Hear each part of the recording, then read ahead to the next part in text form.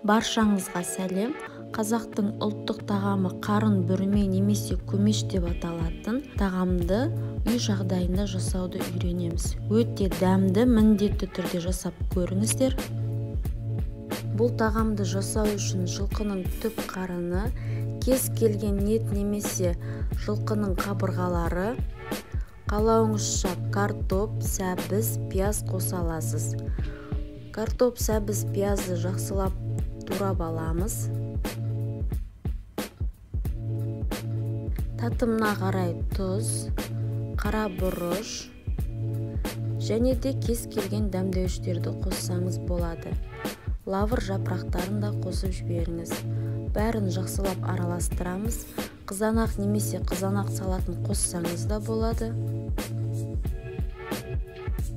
Қарынды алып, етті немесе қабырғаларды саламыз. Көкөністерімізді саламыз. Кезек-кезек сала отырып, қарынның ішін бостау етіп толтырамыз.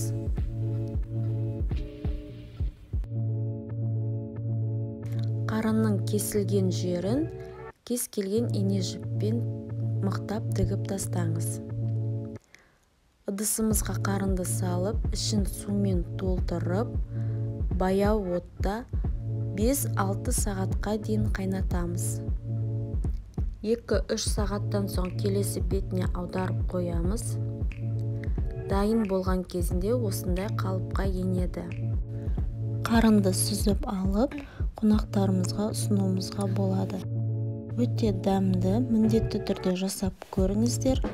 Ас болсын.